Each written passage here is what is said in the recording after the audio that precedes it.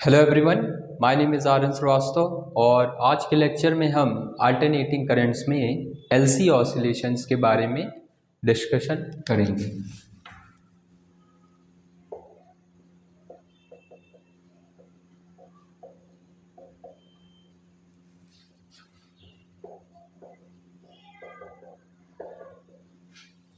Topic का नाम है एलसी ऑसिलेशन।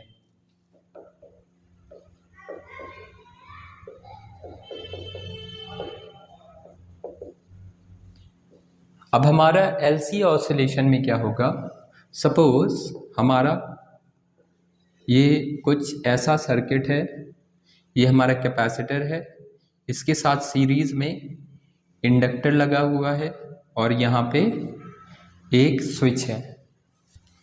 कैपेसिटर हमारा इनिशियली चार्ज्ड है, कैपेसिटर इनिशियली चार्ज्ड है।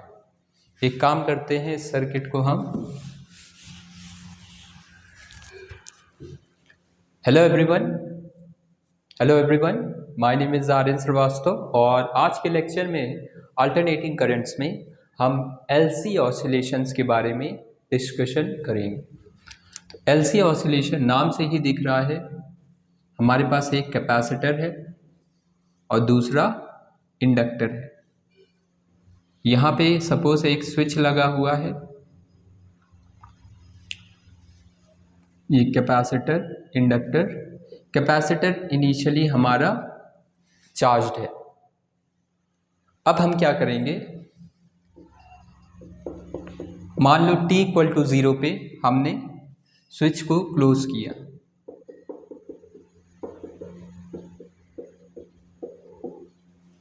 t = 0 पे अगर स्विच को क्लोज करेंगे तो हमारा क्या होगा, इंडक्टर में करंट अचानक से चेंज नहीं होगी। तो अभी भी करंट कितना आएगा, 0। तो यहाँ पे चार्ज +q -q, क्योंकि इंडक्टर में करंट अचानक से चेंज नहीं होगा। किसी टाइम t पर देखते हैं, एट टाइम t पर मान लेते हैं कि यहाँ पे करंट I फ्लो हुआ है।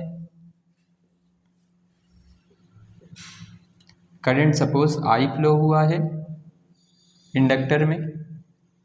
करंट हमारा कैसा जाएगा, पॉजिटिव से नेगेटिव। करंट का डायरेक्शन इस तरफ आना चाहिए, ऊपर की तरफ। यहाँ पे भी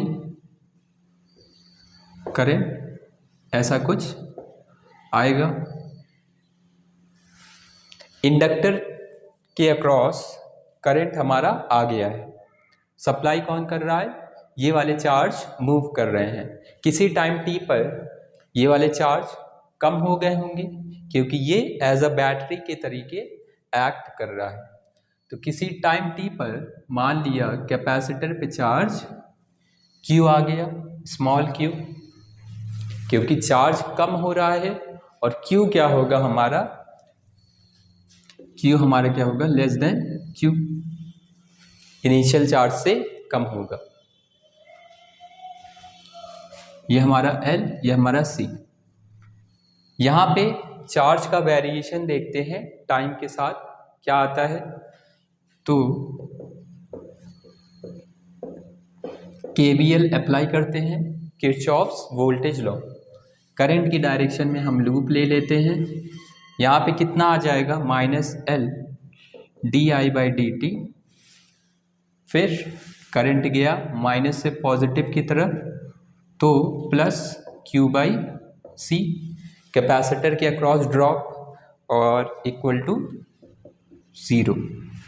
तो q/c = L di/dt। यहाँ पे करंट क्या होगा, -dq/dt, क्योंकि करंट हमारा डिक्रीज कर रहा है। तो किसी t टाइम पर करंट कितना है, dq/dt, माइनस क्या बता रहा है कि करंट हमारा डिक्रीज कर रहा है।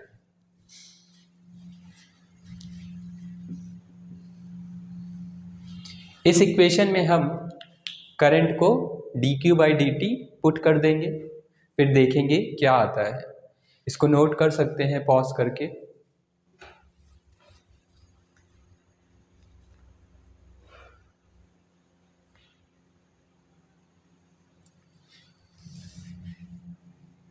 देखते हैं।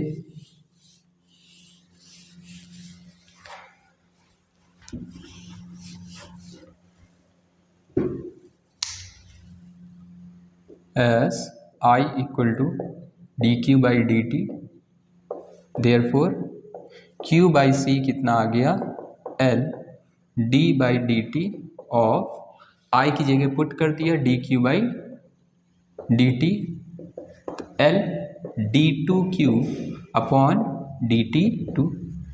l को अगर नीचे भेज दें तो q बाई एल सी ये आ जाएगा हमारे पास।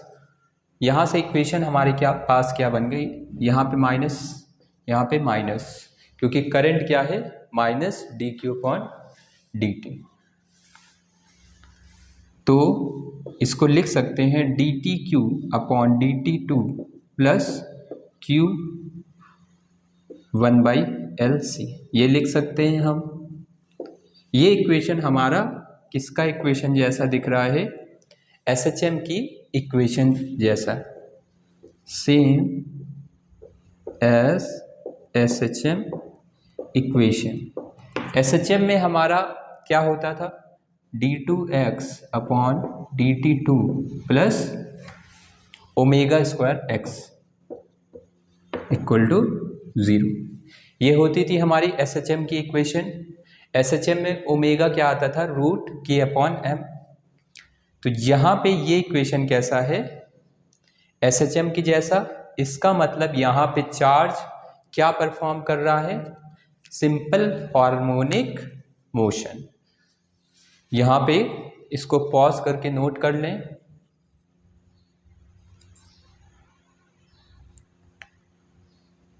अब हम नेक्स्ट लिखते हैं, charge is oscillating simple harmonically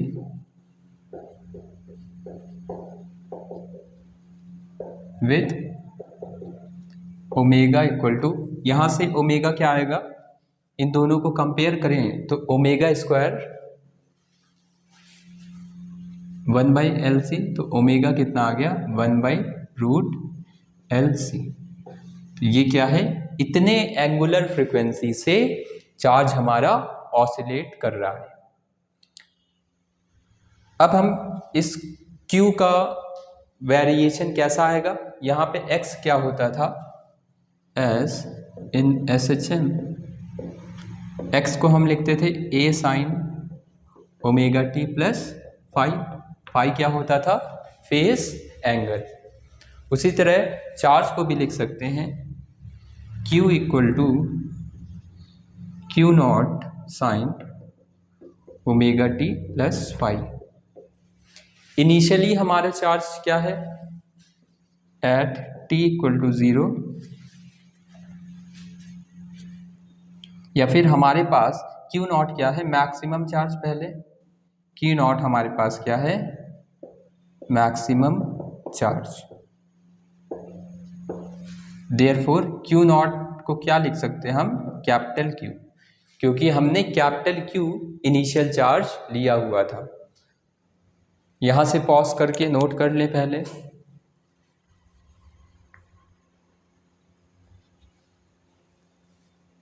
इसको इरेज कर रहा हूं।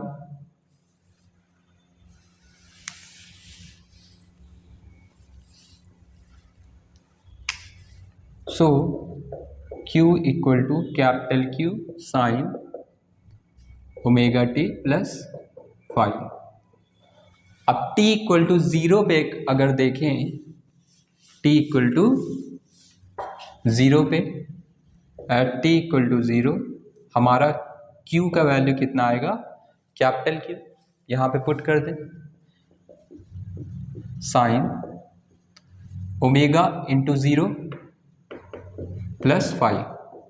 ये हम क्यों पुट कर रहे हैं, ताकि हम फाई का वैल्यू फाइंड कर सके। ये तो ज़ीरो हो गया, Q से Q cancel, 1 equal to sine pi. यहाँ से फाई कितना आ जाएगा, π/2, क्योंकि साइन 90 1 होता है।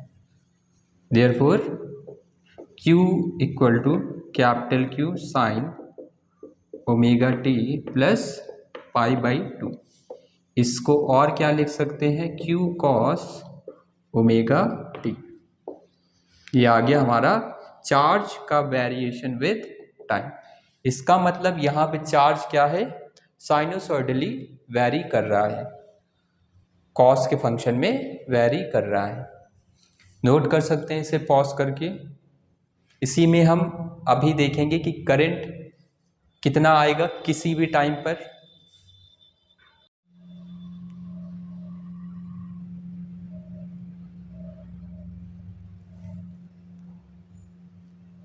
Q आ चुका है, करंट देखते हैं। नाउ करंट कितना था, -dq/dt। पुट कर दें, I इक्वल टू, इसको डिफ्रेंशिएट कर दें या फिर -d/dt of capital Q cos omega t. I equal to -q, इसका डिफ्रेंशिएशन करेंगे, कॉस का differentiation minus sine omega t, और इसका आएगा omega minus sine omega t. Minus से minus cancel, I equal to q omega sine omega t. इसको क्या बोलेंगे, मैक्सिमम करंट या फिर करंट का एम्पलीट्यूड। इसको हम रिप्लेस कर रहे हैं आई नॉट से, I naught equal to q omega. Omega हमारा कितना आया था, 1/√LC। ये क्या आ गया, करंट का एम्पलीट्यूड। तो I equal to I naught sine omega t. तो करंट भी हमारा साइनोसॉइडली वेरी कर रहा है LC सर्किट में। इसको नोट कर सकते हैं पॉज करके।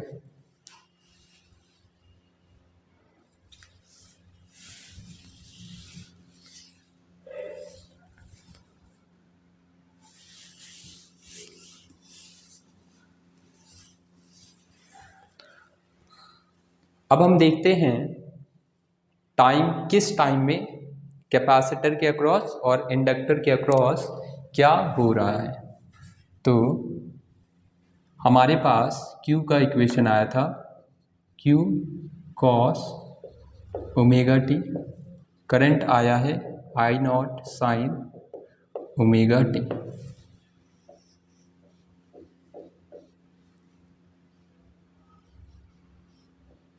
हम देखने वाले हैं पहला, at t equal to 0। t equal to 0 put करेंगे तो चार्ज कितना आएगा, cos 0 1। चार्ज हमारा मैक्सिमम है। करंट कितना आ जाएगा, साइन 0 0, करंट 0। इसका मतलब ये और करंट कितना आया, 0। ये आया। यहाँ पे अगर हम कैपेसिटर के अक्रॉस एनर्जी देखें, energy across capacitor half Q²/C लिख सकते हैं। इंडक्टर के अक्रॉस क्या लिखेंगे, हाफ Li²। करंट 0 तो इंडक्टर के अक्रॉस एनर्जी 0। तो UL हमारा 0 है, कैपेसिटर के अक्रॉस एनर्जी है। अब देखते हैं किसी टाइम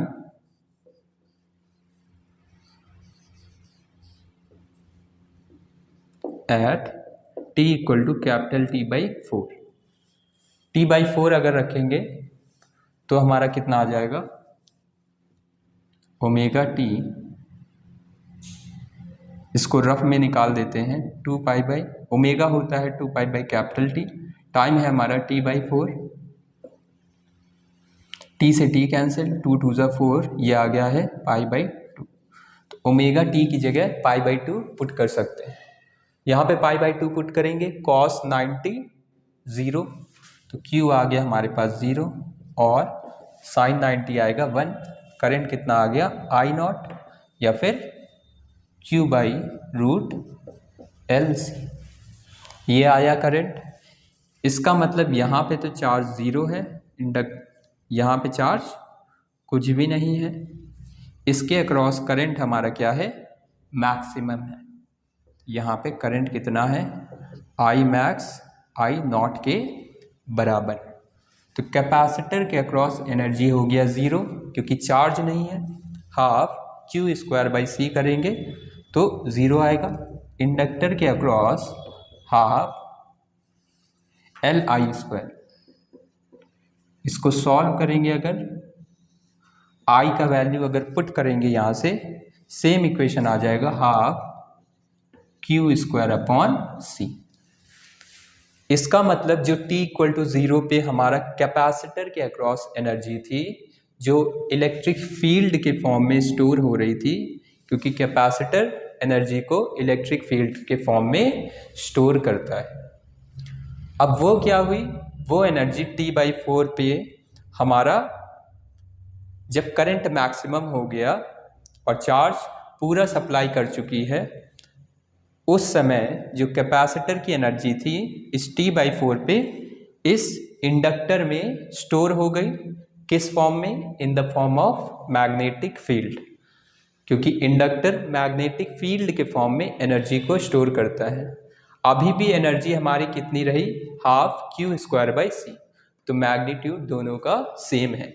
हमने कंसीडर किया है कि यहाँ पे एनर्जी का लॉसेस नहीं है, इंडक्टर का कोई भी रेजिस्टेंस नहीं है। अगर रेजिस्टेंस नहीं है तो एनर्जी लॉस ज़ीरो। इसको नोट कर सकते हैं पॉज करके।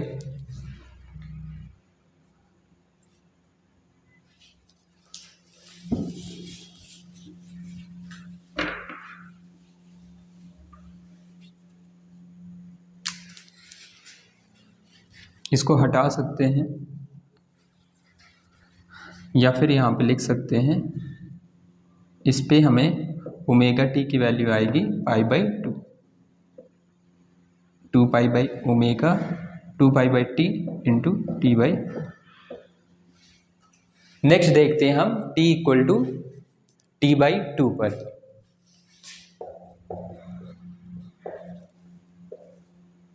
ओमेगा टी कितना आ जाएगा, 2 pi by T into T/2। T से टी कैंसिल, 2 से 2, ये आ गया पाई। हमारे पास कितना आ गया, पाई। तो हमारे पास चार्ज आ गया Q कॉस पाई, कितना हो जाएगा -1, माइनस Q हो गया। और करंट कितना हो गया, I naught sine pi. Sine pi कितना होता है, 0। तो करंट हो गया हमारे पास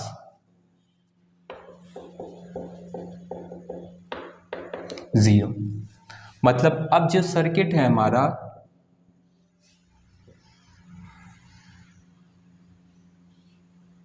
करंट अब 0 हो चुका है और चार्ज कितना हो गया है, -Q। तो यहाँ पे जो चार्ज है वो -Q और यहाँ पे हो जाएगा प्लस का Q। मतलब करंट ऐसा कुछ फ्लो करेगा, बट करंट हमारा 0 है। तो यहाँ पे चार्ज कैसा हो गया है, रिवर्स हो गया है। यहाँ पे अगर एनर्जी देखें, U अक्रॉस L कितना आ गया, हाफ LI स्क्वायर। अब ये 0 हो गया है। कैपेसिटर के across half Q square by C, इसकी वैल्यू हमारे पास है। तो अब एनर्जी क्या हो गई, इंडक्टर के अक्रॉस 0 हो गई, इसके अक्रॉस आ गया है एनर्जी हमारा half Q square by C। Next में क्या होगा, T पर देखेंगे, T/2 हम पहुंच चुके हैं। T से T/2 फिर T। पहले हाफ साइकिल देख लिया, दूसरे हाफ साइकिल में देखेंगे। अब देखते हैं 3T/4 पर हमारा साइकिल कैसा होता है, 0, ये T/4, T, ये 3T/4, ये T, ये हमारा T/2, 3T/4। 3T/4 पर देखते हैं क्या होगा, नोट कर सकते हैं पॉज करके।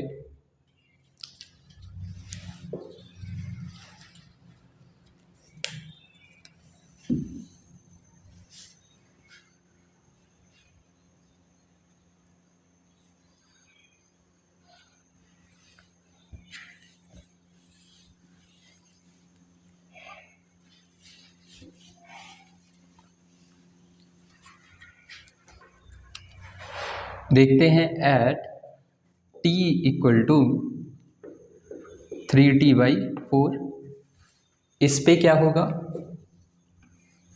ओमेगा टी निकाल लेते हैं पहले। ओमेगा टी कितना आएगा, 2π/T इंटू 3t/4। टी से टी कैंसिल, 2 2 ज़ा 4, 3π/2। तो यहाँ पे चार्ज कितना आ जाएगा, cos 3π/2 कितना होगा, cos का अगर हमें ग्राफ ध्यान हो, ये हमारा 0, 90 पाई, ये 3π/2, तो cos 3π/2 कितना होगा, 0। तो चार्ज हो चुका है 0।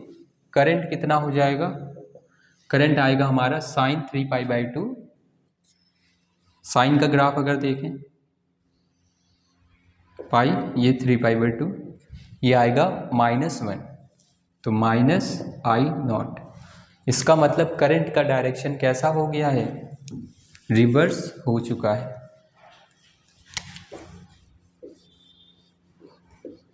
तो यहाँ पे चार्ज तो 0 आ गया, और करंट अब पहले इस डायरेक्शन में फ्लो कर रहा था, अब हमारा इस डायरेक्शन में फ्लो करेगा। यहाँ पे करंट 0 था, डायरेक्शन हमने देख लिया था, I इक्वल टू I0। ये कैसा है, मैक्सिमम करंट। तो यहाँ पे कैपेसिटर के अक्रॉस तो 0, इंडक्टर के अक्रॉस हाफ Li0², कितना आ जाएगा, वही आएगा हाफ Q²/C।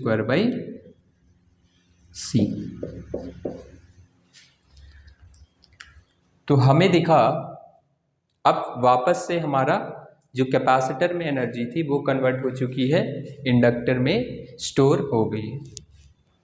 अब हमारा लास्ट बचा है कैपिटल T टाइम में क्या होगा।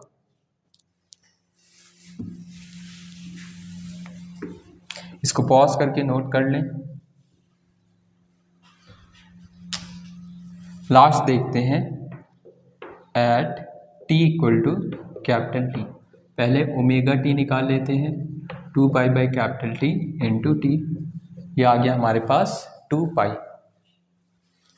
तो Q इक्वल टू cos 2π होता है हमारे पास 1, Q आ जाएगा capital Q।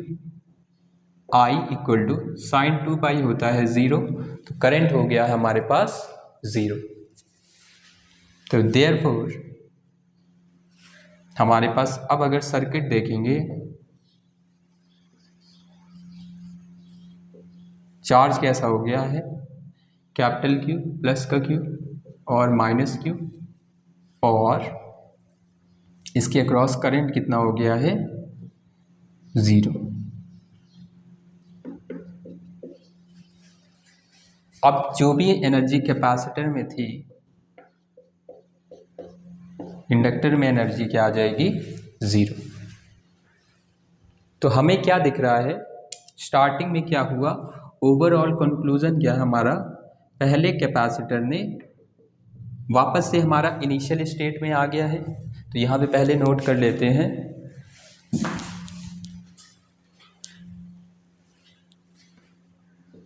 So comes to its initial state in 1 cycle। Circuit एक साइकिल में सर्किट हमारा इनिशियल स्टेट में आ गया है। यही पहला कंडीशन था जब हमने देखा था t इक्वल टू 0 पे। इसको पॉज करके पहले नोट कर लें।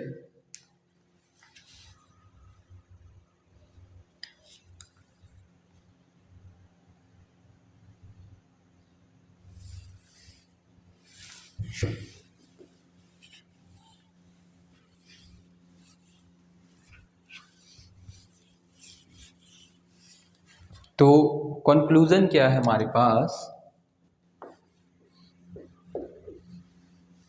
जब इसके पास चार्ज Q था, यहाँ से करंट सप्लाई हो रहा है, ये चार्ज फ्लो कर रहा है, इनिशियली t इक्वल टू 0 पे इसका करंट अचानक से चेंज नहीं होगा, तो करंट 0 है।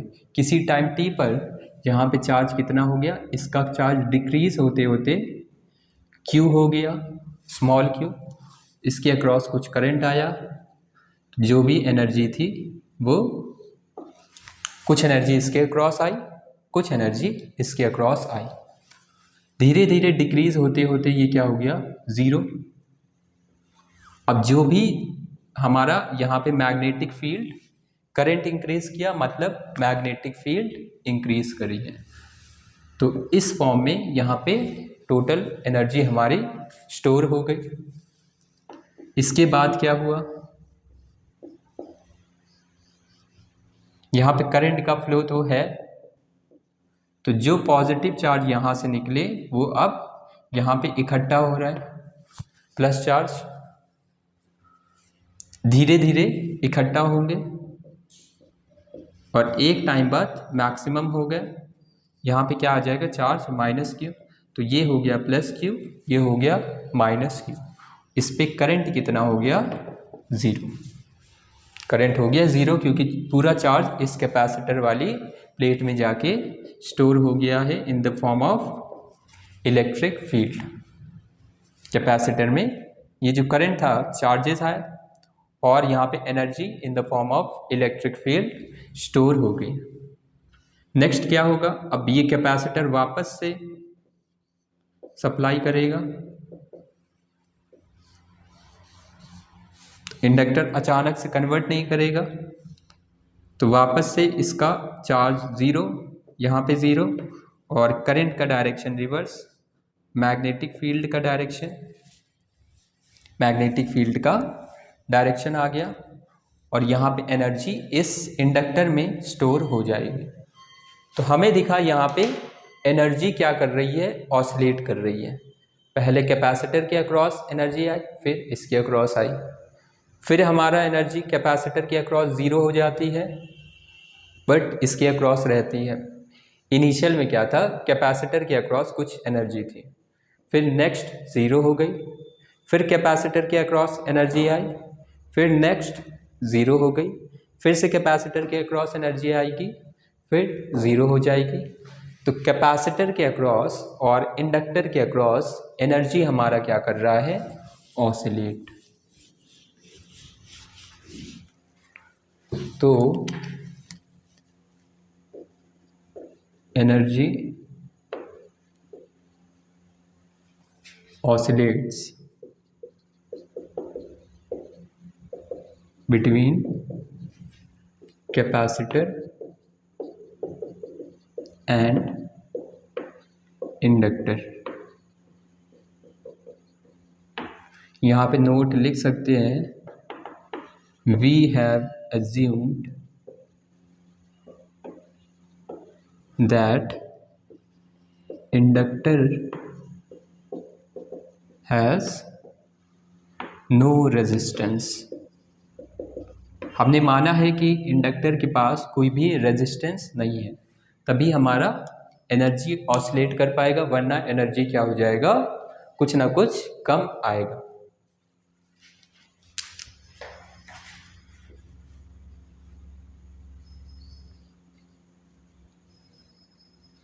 अगर हम चार्ज का वेरिएशन टाइम के साथ देखें, चार्ज हमारा क्या आया था, चार्ज आया था हमारा Q cos ओमेगा टी।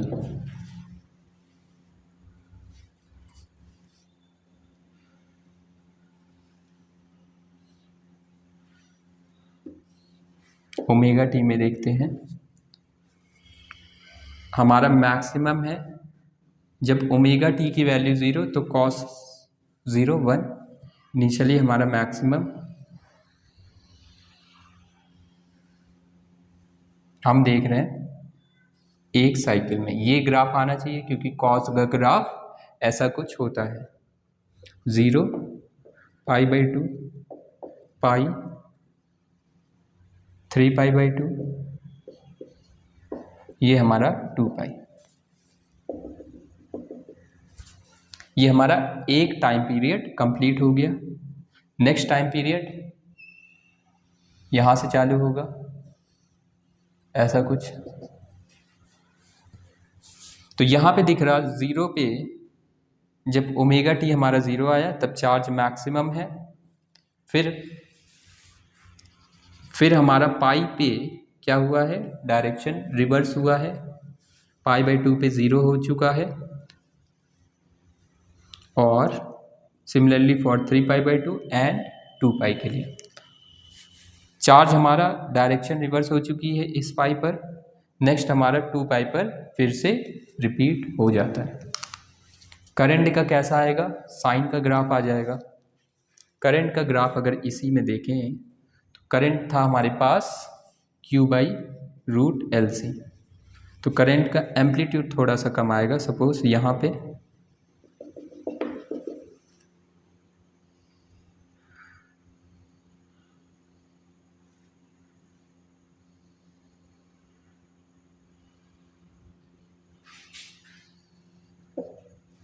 ऐसा कुछ आएगा करंट का ग्राफ। ये जो 3π/2 है तो करंट हमारा यहाँ पे मैक्सिमम होगा, इस π/2 पे करंट मैक्सिमम होगा क्योंकि साइन π/2 पे 1 होती है जो कि मैक्सिमम वैल्यू है। तो जब चार्ज 0 है तो करंट मैक्सिमम है। यहाँ पे भी देख सकते हैं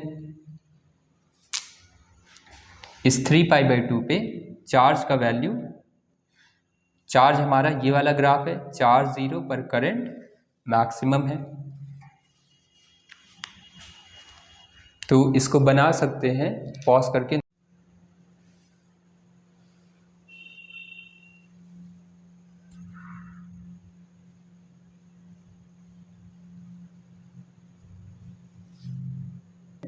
पोटेंशियल एनर्जीज का ग्राफ, तो एट टाइम t, किसी टाइम t पर पोटेंशियल एनर्जी c के अक्रॉस कितना आ जाएगा, हाफ Q²/c। हाफ Q हमारा क्या था, Q cos ω/t upon c। Half इसका स्क्वायर था Q² cos² ω/t upon c। ये आएगा हमारे पास। इसका ग्राफ कैसा आएगा, कॉस का हमारे पास स्क्वायर हो चुका है, मतलब जो भी कॉस की नेगेटिव वैल्यूज थी वो कैसी हो जाएंगी, पॉजिटिव। तो यूसी का वेरिएशन हम देख रहे हैं ω/t के साथ। 0 पाई, ये हमारा 2π, ये हमारा π/2, ये हमारा 3π/2। तो यहाँ पे कैसा वेरिएशन आएगा, cos π/2 पे 0, फिर 3π/2 पे 0।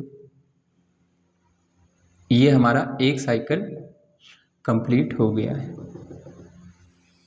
ये हमारा एक साइकिल कंप्लीट हो गया है, या फिर एक टाइम पीरियड के लिए हमारा वैल्यू हो गया है। अब यहाँ पे फ्रीक्वेंसी कितना हुआ, फ्रीक्वेंसी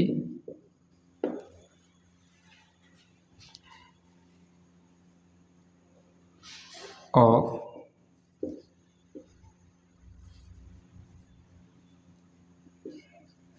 ऑसिलेशन,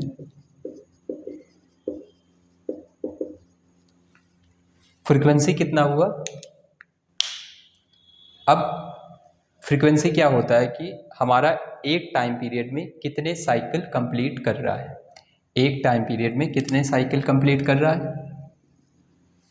एक तो ये वाला रिपीट हो रहा है यहाँ पे, ये वाला पूरा रिपीट हो रहा है यहाँ पे। तो फ्रीक्वेंसी क्या हो गया है, 2 टाइम्स हमारा हो चुका है। हमारा Q में कितना था,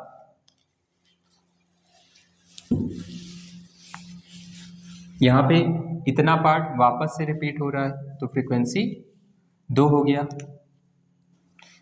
क्योंकि यहाँ पे टाइम पीरियड कितना है, 2π। यहाँ पे देख लेते हैं,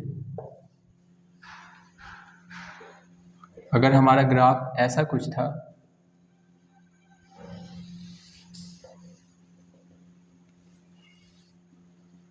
0 पाई, ये हमारा 2 पाई।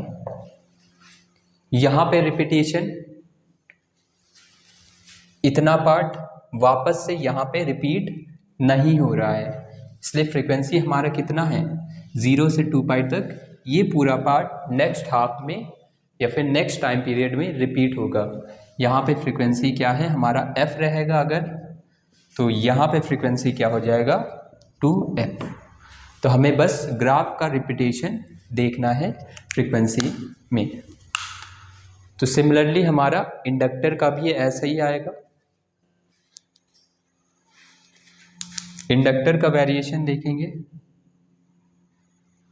UL होगा half LI square, half LI not square sine square omega T. इसमें हमारा साइन का वेरिएशन आएगा, साइन में भी सभी पॉजिटिव साइड आ जाएंगे, UL और ओमेगा टी।